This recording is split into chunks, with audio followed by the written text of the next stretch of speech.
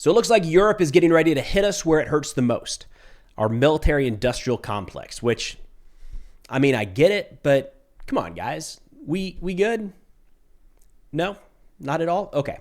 So shifting over here to the United States, the Defense Department put out earlier today that all transgender service members will be separated from the force in the next 30 days. The Pentagon is running a content refresh, removing anything and everything DEI related on any content as far back as ever, I think. I don't think there's a start date on this one. And then U.S. Secretary of Defense Pete Hegseth went on Fox News explaining the rationale behind the recent high-level firings at the Pentagon to include the removal of the top military attorneys.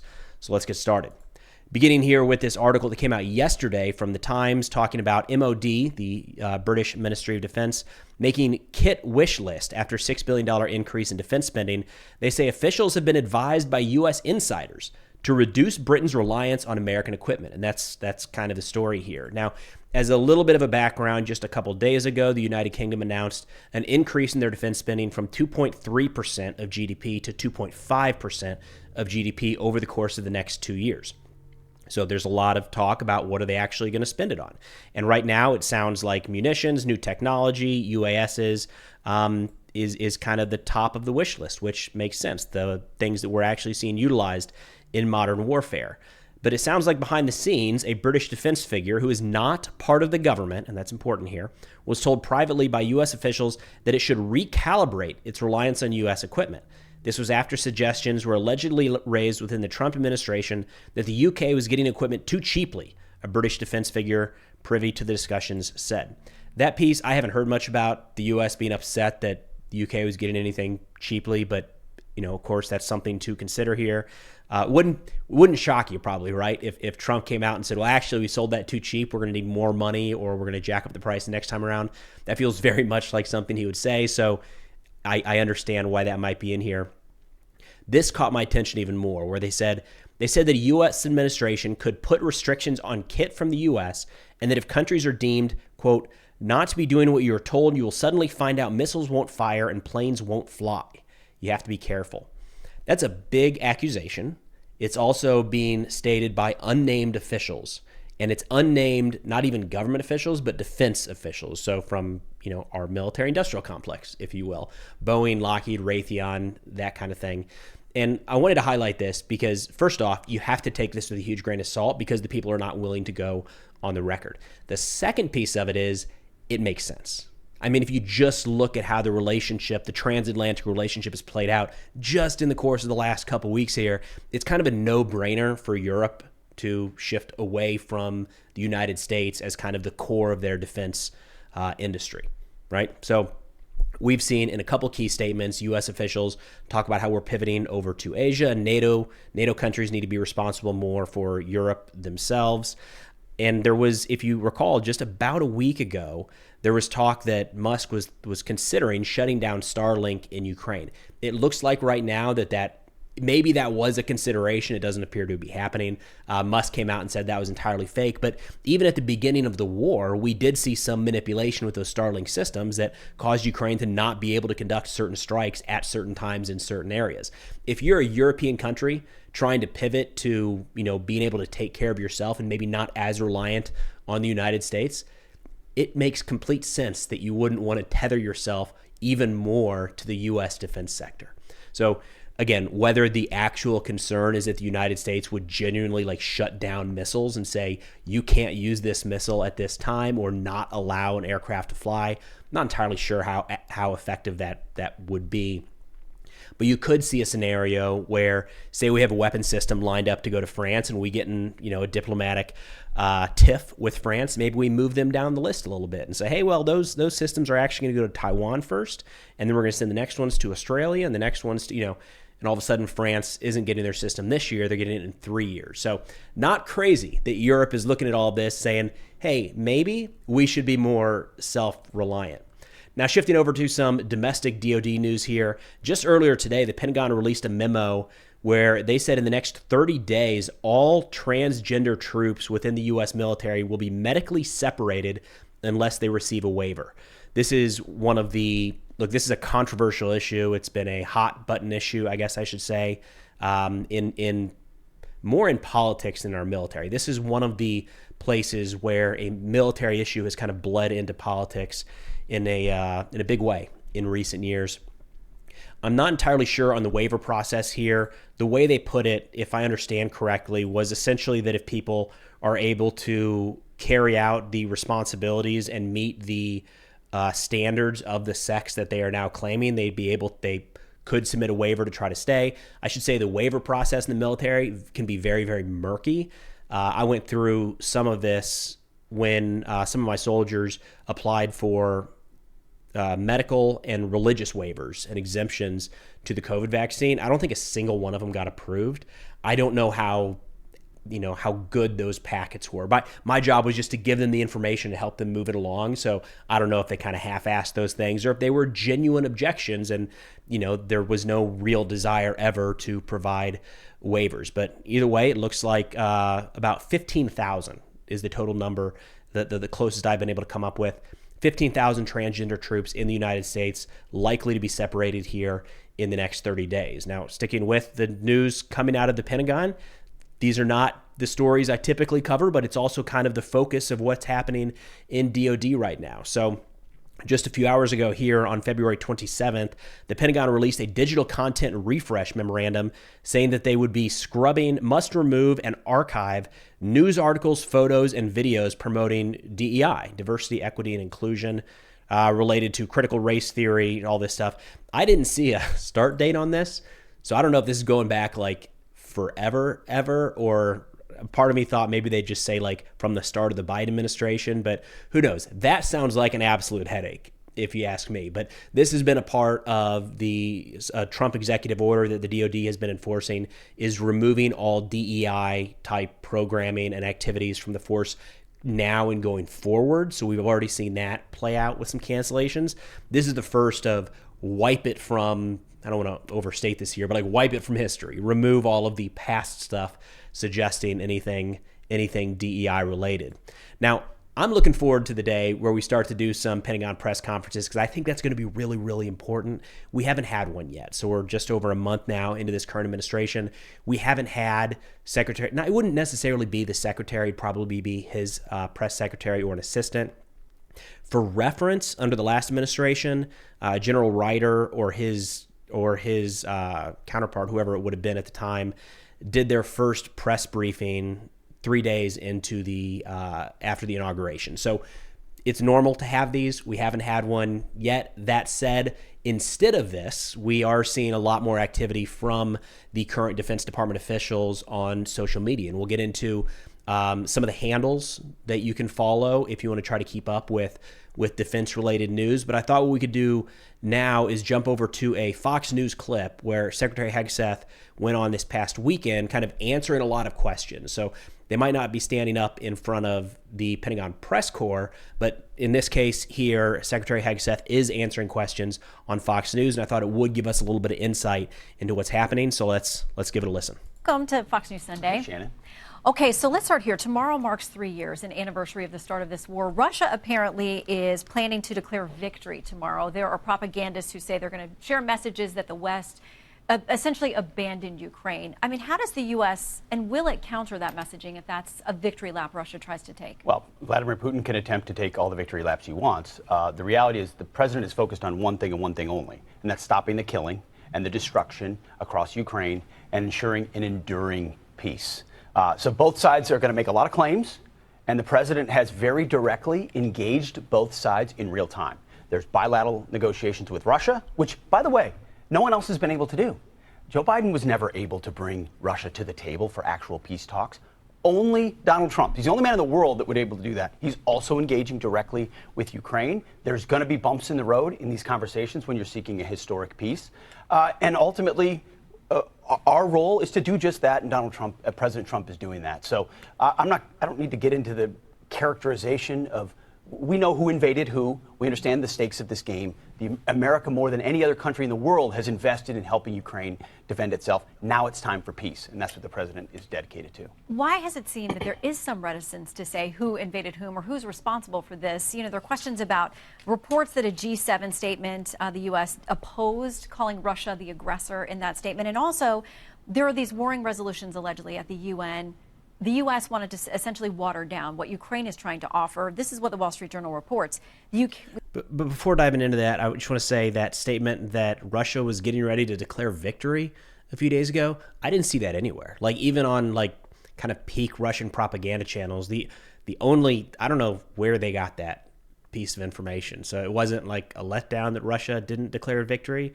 I don't know that that was in the works like at all. But anyways, back to this. The Ukrainian draft pins the war's cause on Russia and calls for a peaceful solution this year built around a Russian withdrawal from Ukrainian territory.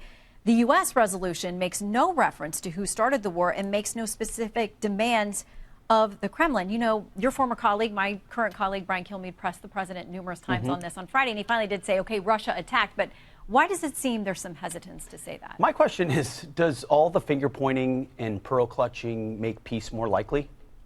That's the enduring question the president is asking. He wants peace. And if that's the case, you've got to stare down the Russians and Vladimir Putin and who they've chosen to negotiate and have earnest conversations about difficult things, about security guarantees, about 2014 borders, what those will look like, about NATO members. Same thing with Ukraine, constructively and productively. So standing here and saying, you're good, you're bad, you're a dictator, you're not a dictator, you invaded, you didn't, it's not useful, it's not productive. And so President Trump isn't getting drawn into that in unnecessary ways. And as a result, we're closer to peace today than ever before. And I've been privy to these conversations. Great progress is being made. Zelensky should come to the table because this economic partnership is an important thing for the future of his country. And we hope that he will very soon. But fair to say, Russia attacked unprovoked into Ukraine 3 years ago tomorrow. Fair to say it's a very complicated situation. Okay, we'll leave it there.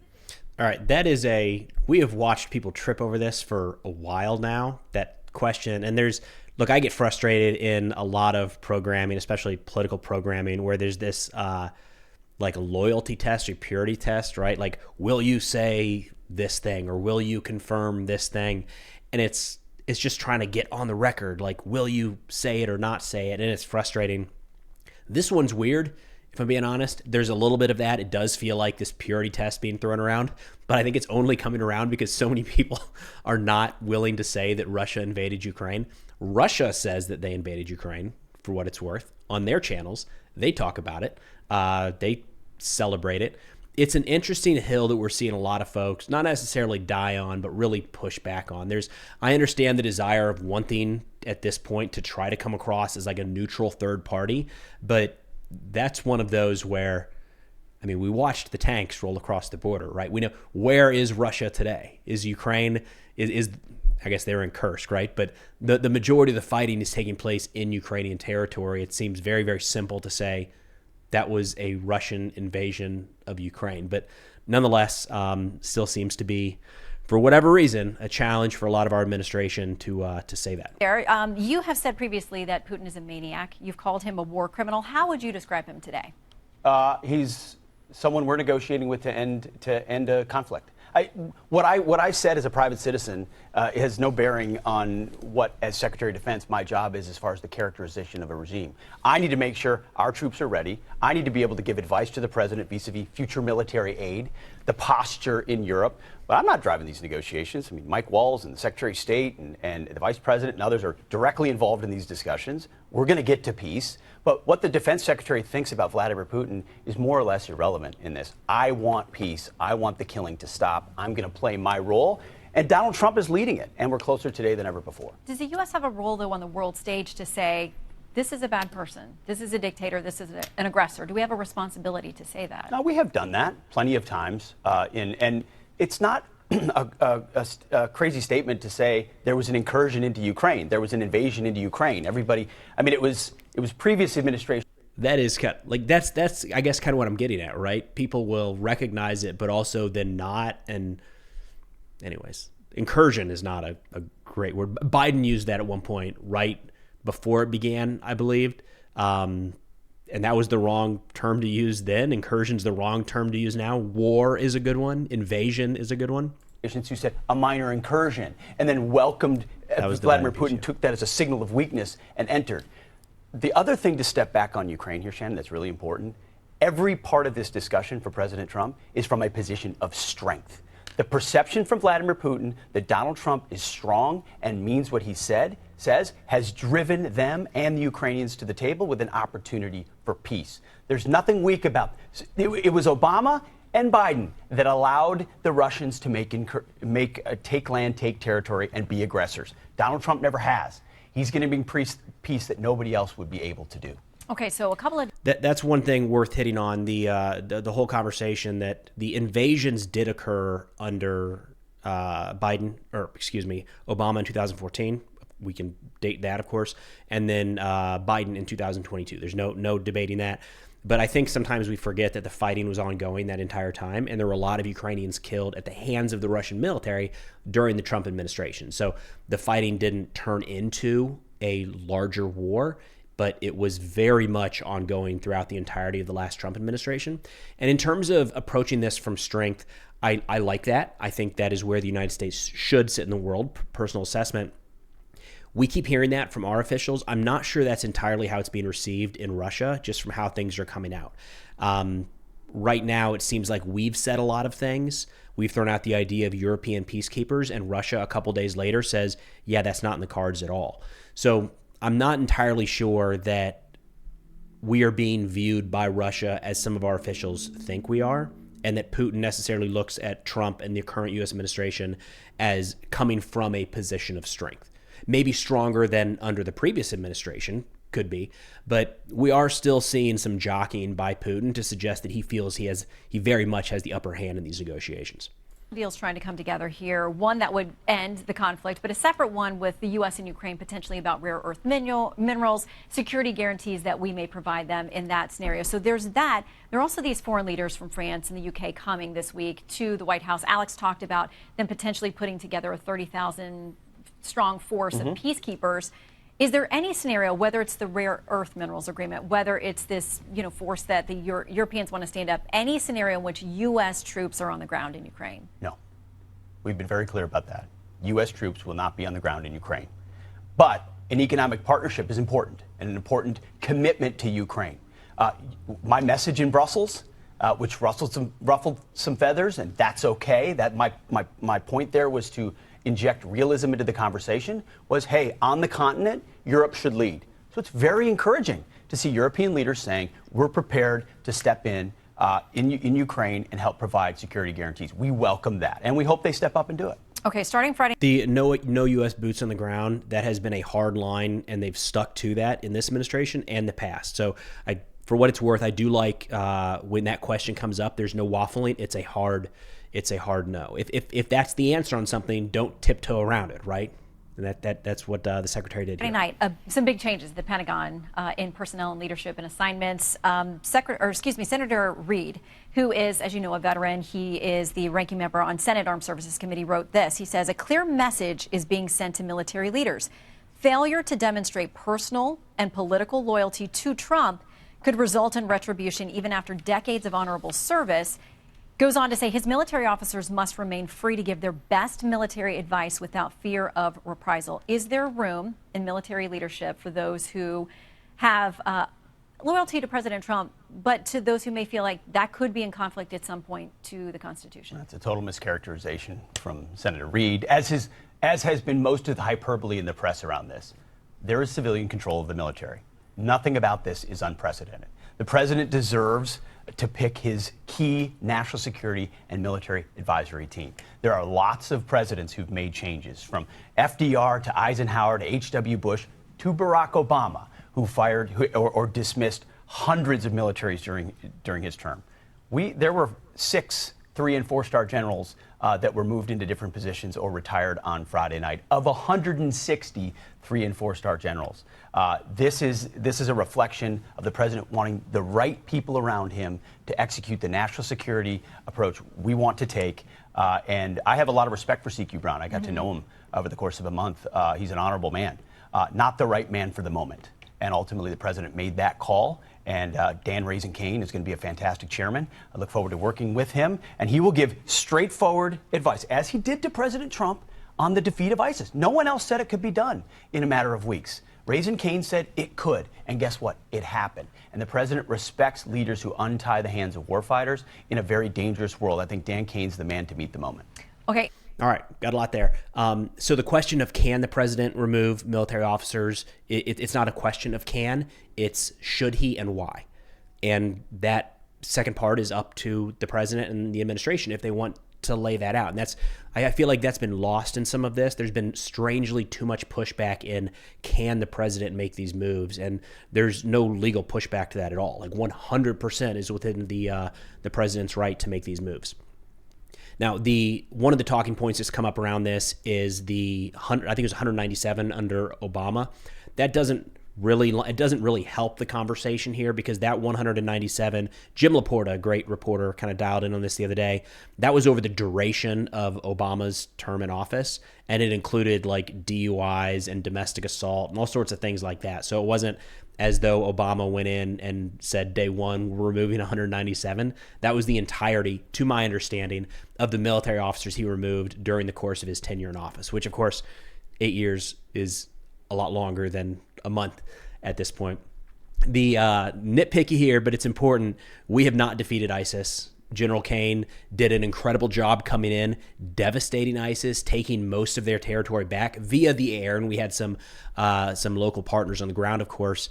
Opened up restrictions to kill a lot of the bad guys, 100%. It was a good move. I hope we continue that pressure, but ISIS was never defeated.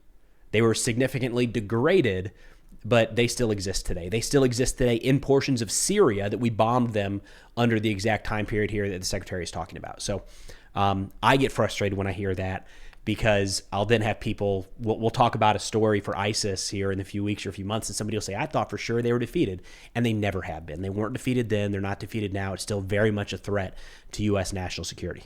I got to ask you about this rumored list of people that you allegedly put together that were all going to be cleaned out. Is there a list? Is there anybody left on the list, if it exists? There's no list, Shannon. I've heard that. I've seen that very rumor, although we have a very keen eye toward military leadership and their willingness to follow lawful orders. This is all about defending the Constitution. Joe Biden gave lawful orders. A lot of them are really bad. Okay, and it's unfortunate how they eroded our military. Ideological, COVID mandates. President Trump has given another set of lawful orders, and they will be followed. If they're not followed, and all these orders are in keeping with the Constitution and norms inside the military, if they're not followed, then those officers will find the door. And that's not a tough calculation. We feel really good about the direction the Pentagon is headed under President Trump. We're going to focus on warfighting and lethality and accountability, and be the most transparent Pentagon that folks have seen in a long time, which is why I explain these things on a regular basis. Well, and part of what you said on Friday night is that you were going to be looking for replacements, essentially, for judge advocates general for several of the branches. For people who may not know, I mean, they give advice to the military about what is lawful and what isn't. Not surprisingly, there's been some backlash to those who are worried about their removal. One Georgetown law professor says this: Trump also firing the Army, Navy, and Air Force JAGs. In some ways, that's even more chilling than firing the 4 stars. It's what you do when you're planning to break the law. You get rid of any lawyers who might try to slow you down. Your response to her? Yeah, I don't know who Rosa is and what her hyperbole is all about. Ultimately, we want lawyers who give sound constitutional advice and don't exist to attempt to be roadblocks to anything that happens in their spots. What we know about these TJAGs, they're called TJAGs inside the military. Traditionally, they've been elected by each other or chosen by each other, which is exactly how it works often with the chairman as well. Small group of insulated officers who perpetuate the status quo. Well, guess what? Status quo hasn't worked very well at the Pentagon. It's time for fresh blood. So we're going to open up those positions to a broader set and a merit-based process to find the best lawyers possible to lead the Army, the Air Force, and the Navy. There's nothing about purging. There's nothing about illegal. We've made clear from the beginning, Shannon, the military will be apolitical with a fidelity to the Constitution, prepared to close with and destroy our enemies. One thing people haven't noted yet, which I'll share, is we're going to take, those are 3-star billets, but traditionally they've been 2-star billets over time. There's been lots of inflation in the ranks over time. We're going to return those billets to 2-star billets. We're going to shrink the size of our headquarters units, the inflation of military generals. We won World War II with 7 4-star generals, Shannon. We have 44 today. We have 163 and 4-star generals. And has it created better outcomes or not? We're challenging a lot of assumptions at the Pentagon to streamline what we do so that we get as many resources as possible to the warfighter. Well, and we know the Pentagon is... All right, so the we don't want roadblocks that's not look, I would argue that is exactly what JAG is supposed to be doing. For those not familiar, the lawyers in the military at that level, a lot of what they do is advise combatant commanders and the senior officials on what is legal or not to execute in terms of military operations. So, they're in your corner. So long as you're abiding by the law of armed conflict and the law of war, they're there to protect us, the soldiers, the U.S. service members, looking to them for guidance. Not like that is the roadblock. The roadblock is don't go off the rails and do something that could get you in legal jeopardy. So that don't like that one a whole lot, but we'll see. Either way, it does look like a lot of those positions, as the secretary mentioned, are they're yet to be filled, and we'll see who they bring in to fill those positions. Now, in looking at some of the, I want to share some of the other social media sites here if you want to follow some of the Defense Department news. So, of course, all of these will be linked in the description below. We have the Secretary of Defense. They talked about how, with this promise for transparency, they put together this DoD rapid response account. I'm going to share that. I'm not a huge fan of it at this point. There was an interesting clip here just yesterday that I'll go ahead and play talking about the withdrawal from Afghanistan and how we can expect accountability there soon. Have all the generals or command staff that were involved with the withdrawal been fired or relieved of duty? Well, that's a great idea. I'm not going to tell this man what to do, but I will say that if I had his place, I'd fire every single one of them, Pete. That's a very good question. Well, it's a question we've thought a lot about. We're doing a complete review of every single aspect of what happened with the botched withdrawal of Afghanistan and plan to have full accountability. It's one of the first things we announced at the Defense Department for that reason, sir. Certainly, General Raisin Kane, who's on his way in, was not a part of that. Instead, was a part of leading the effort against ISIS by untying the hands of warfighters and finishing the job properly and then bringing our troops home. So we're taking a very different view, obviously, than the previous administration, and there will be full accountability. I don't see big promotions in that group, and I think they're going to be largely gone. Okay, so hopefully we do owe an answer there, accountability to our warfighters, to our citizens, to our military members and their families for what happened in Afghanistan. My hope is that it goes, if we're really going to talk about full accountability there, as we should, it has to be an apolitical event, because what happened on the date of withdrawal in Afghanistan was not something that just happened in a short period of time. There was a lot of build up to that across administrations, and I would even argue that you could go back to like 2003 even if you really want to figure out what we did that kind of led us to eventual failure in Afghanistan. But either way, it does look like that's at the top of the list for the new administration to get after. Continuing with these social media accounts, this is the DoD Rapid Response. Again, kind of mixed on this one personally. They have right here in their bio that part of what they're working against is fighting against fake news. There hasn't been a lot of new information coming out here. It's a lot of dunking on media, right? Don't worry, media, we fixed your headline, and the legacy media is a DEI hire. This might change over time, but again, it is a official DoD account, so I wanted to share that. We've got one of the, Sean Parnell here, former infantryman, wrote the book Outlaw Platoon, I believe, and he is the assistant to the SecDef for Public Affairs and the chief Pentagon spokesperson. This is his personal account. I've not seen a official DoD account from Parnell at this point, so this one will be linked below. Graham Allen is a podcaster, former soldier as well, I believe a couple tours in Iraq. He is now heading the digital media strategy at the Pentagon. This is his official account. And then we've got the Deputy Press Secretary, Kingsley Wilson. She has I'm linking the official accounts when we have them, and this one here is the official account. So if we do start to see Pentagon press conferences, I would expect that Wilson here is one of the people that's up at the podium answering questions from the press. But of course, as always, everything shown in today's video, all of the resources will be linked in the description below. But that's all I've got for now. Thanks for watching, and I'll see y'all next time.